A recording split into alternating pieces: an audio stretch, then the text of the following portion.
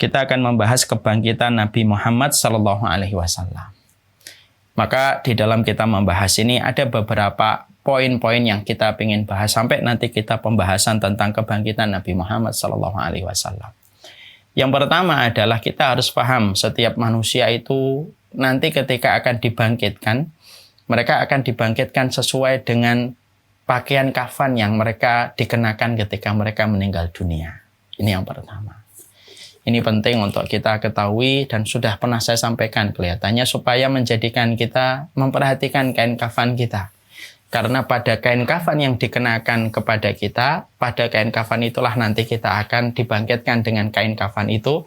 Karena ada satu masa setelah kita dibangkitkan dari kubur kita dalam kondisi telanjang bulat, dalam kondisi tidak berkhitan, dalam kondisi tidak memakai alas kaki, ada saatnya nanti diberikan pakaian kembali. Dan sesungguhnya pakaian yang diberikan kepada kita adalah pakaian yang kita kenakan ketika kita meninggal dunia dari kain kafan ketika kita bertemu dengan liang lahat kita. Makanya Rasulullah SAW menyampaikan dalam satu riwayat Abu Dawud, Mas Iwan, dalam satu riwayat Abu Dawud dikatakan bahwasanya al-mayyitu yub'atsu fi siyabihil lati yamutu fiha. Sesungguhnya setiap mayit itu akan dibangkitkan dengan pakaian yang dikenakan ketika dia mati. Bukan pas dibangkitkan. Kalau pas dibangkitkan mereka dalam kondisi telanjang bulat, tidak berkhitan, tidak beralas kaki. Tetapi setelah beberapa saat semua manusia akan diberikan oleh Allah pakaian. Dan yang pertama kali mendapatkan pakaian itu adalah Nabi Ibrahim.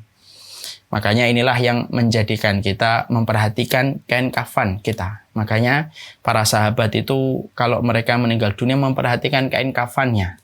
Bahkan kita mendapati kalau tidak salah Mu'ad bin Jabal ketika ibunya meninggal dunia, maka beliau mempersiapkan kain kafan yang baru, yang bagus, yang beliau kenakan kepada ibunya. Dan ketika beliau ditanya alasannya kenapa beliau memilih kain kafan itu yang baru, yang bagus untuk ibunya, maka beliau menyebutkan hadis ini yang dikatakan oleh Rasulullah SAW. Nah, makanya kain kafan ini kita pastikan bahwasanya kita siapkan, kita kemudian perhatikan untuk keluarga yang ditinggalkan mereka yang mereka cintai, karena sesungguhnya itu merupakan salah satu di antara perkara yang akan kita bawa dalam kehidupan ketika nanti dikumpulkan di padang mahsyar. Ada saatnya ketika baru dibangkitkan kita telanjang bulat, ada saatnya setelah telanjang bulat kemudian dikasih pakaian. Dan sesungguhnya ketika dikasihkan pakaian itu kita akan dikasih pakaian dari kain kafan yang dikenakan kepada kita ketika kita meninggal dunia. Maka ini termasuk salah satu pembahasan tentang bagaimana kebangkitan.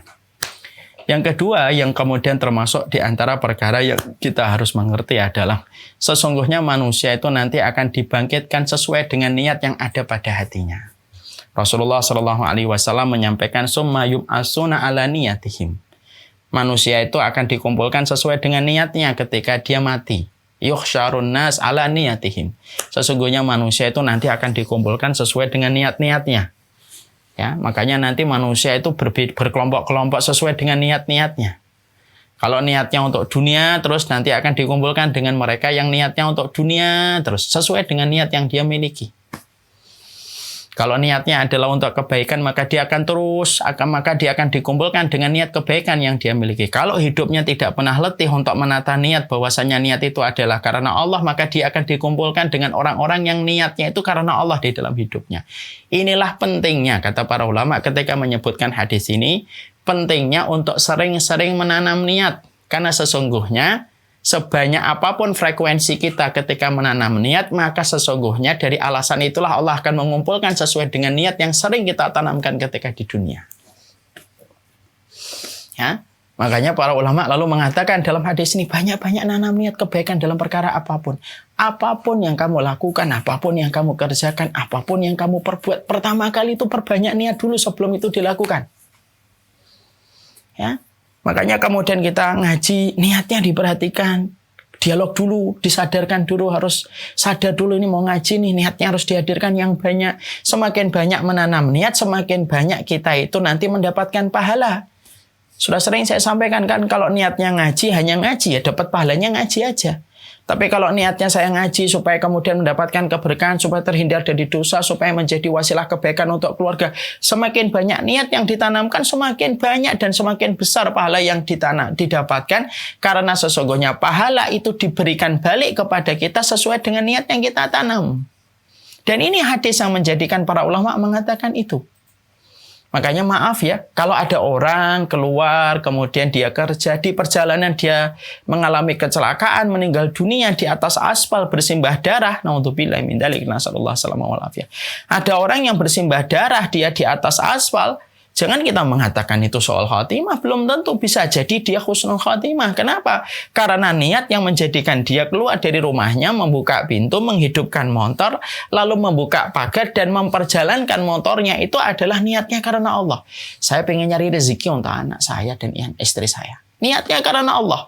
Lalu terjadi kecelakaan, naudzubillah min dzalik, kecelakaan terjadi sampai kemudian dia bersimbah darah, walaupun tampaknya mengenaskan di mata manusia ketika dia meninggalnya di atas aspal, bisa jadi dia itu mendapatkan kebaikan husnul khotimah karena yang menjadikan dia menyusuri jalan sampai terjadinya tabrakan itu adalah karena Allah. Tapi bisa jadi ada orang yang mereka meninggalnya di atas tempat tidur, bisa jadi su'ul khotimah. Loh kok bisa? Iya. Karena bisa jadi ketika orang itu meninggal dunia walaupun dalam kondisi tidur, bisa dikatakan itu su'ul khotimah. Karena ketika dia tidur tidak ada yang dia pikirkan kecuali adalah dunia. Tidaklah dia bangun kecuali mikir dunia. Terus dominan itu, dunia itu dia pikir setiap waktunya, setiap saatnya. Ketika dia akhirnya mati, matinya su'ul khotimah karena berpikirnya tentang dunia yang sejatinya. Dunia itu menjadikan seseorang itu menjadi hambanya dan menjadi budak-budaknya dari dunia itu. Jadi niatnya di dalam hati itu. Ya kita kan tidak pernah tahu ya. Makanya kemudian kita ini tidak bisa menghukumi seseorang itu. Ya, kita tidak bisa menghukumi seseorang itu.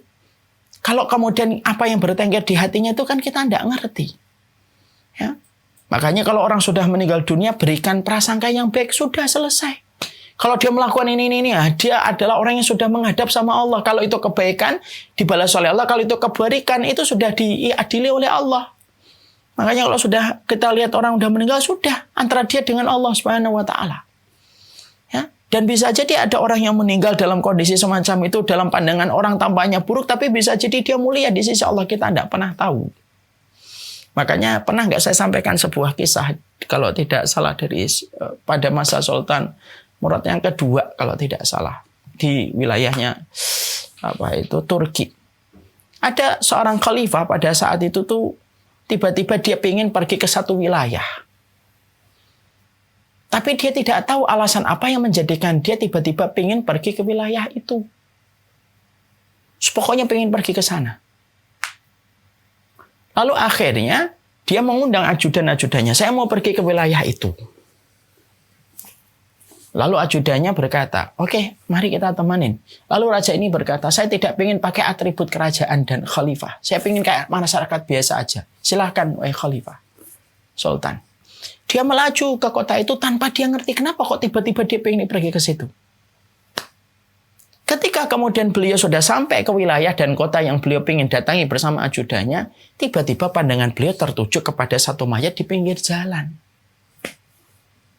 Lalu kemudian dia berpikir, kenapa orang itu membiarkan mayat itu di pinggir jalan? Didatanginlah itu mayat tersebut. Lalu diurusnya. Lalu ketika saat itu banyak orang tetap seliweran dan tidak terlalu memperhatikan mayat itu, maka akhirnya Sultan ini kemudian berkata kepada warganya yang tidak sadar kalau dia sedang berhadapan dengan Sultan Murad yang kedua. Kenapa kalian biarkan dia? Iya, dia sampah masyarakat. Dia sering memborong khamr. Dan dia sering membuking perempuan-perempuan pezina. Masya Allah. Kaget Sultan Murad ini. Lalu kemudian akhirnya dia tetap kemudian menyelenggarakan jenazah untuk dia. Lalu ditanya mana rumahnya? Rumahnya di sini, di sini. Lalu bersama ajudannya karena merasa itu adalah rakyatnya, maka dia urus walaupun dia diberitahu tentang informasi orang tersebut. Diurus, dicari rumahnya, ketemu, diketok pintu rumahnya dan yang membukanya adalah seorang wanita. Istrinya. Lalu kemudian istrinya kaget ketika diberitahu ternyata suaminya meninggal di satu jalan. Lalu istrinya menangis. Lalu kemudian istrinya itu melihat orang-orang tersebut. Lalu istrinya berkata, kalian ini siapa?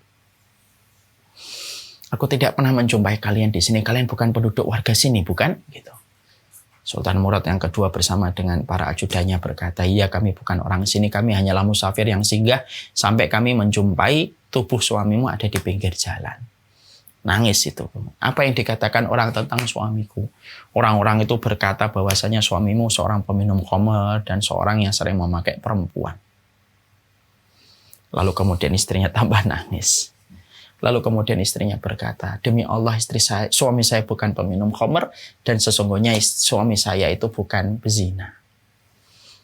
Suami saya itu selama hidupnya kalau punya rezeki, maka dia datang ke tempat orang-orang yang jualan khamr diam-diam itu, lalu dia borong minumannya, dia bawa pulang ke rumah, lalu dia tuangkan minuman-minuman itu. Lalu dia berkata kepadaku, semoga dengan kita memborong minuman khamr ini tidak ada lagi yang minum. Dan mengurangi kemaksiatan di malam ini, setidaknya dengan hartaku menghalangi orang bermaksiat. Karena mereka ketika akan beli minuman khamr, ternyata khamrnya sudah kita borong.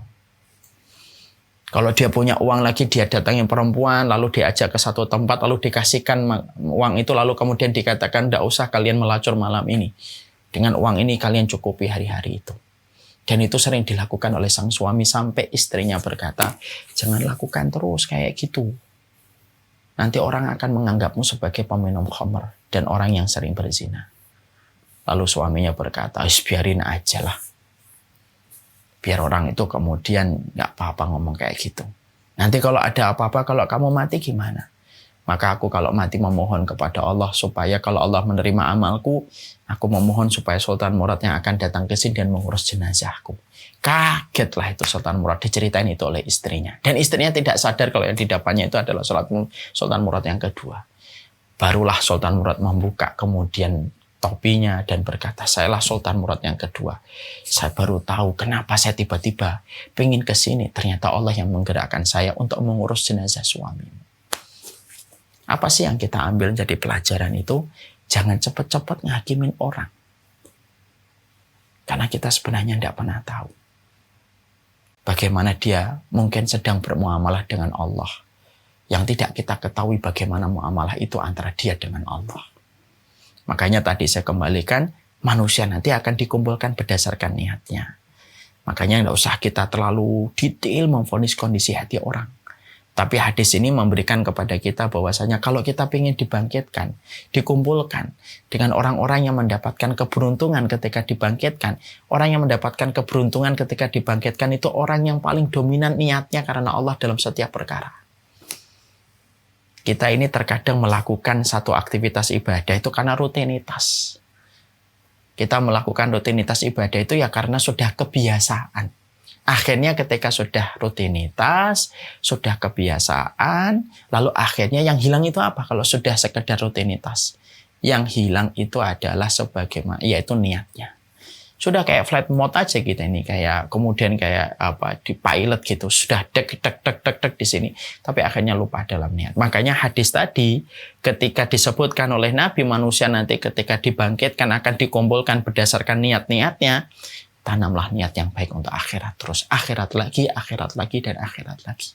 Karena orang yang sering menanam niat karena akhirat adalah orang yang paling besar keuntungan yang didapatkan. Dan dia akan dikumpulkan dengan orang yang selalu menanam niat akhiratnya.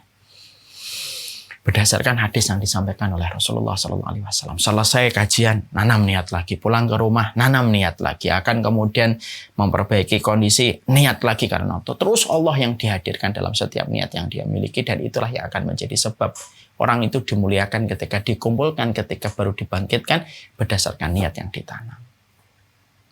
Makanya kalau dunia sekedarnya. Kalau dunia ala kadarnya apa adanya sudah. Jangan sampai mendominasi hati kita kepikiran dengan niat. Makanya konsep zuhud itu bukanlah ketika kita miskin. Bisa jadi ada orang yang kaya raya tetapi zuhud. Tapi bisa jadi ada orang yang miskin tetapi belum tentu dia zuhud.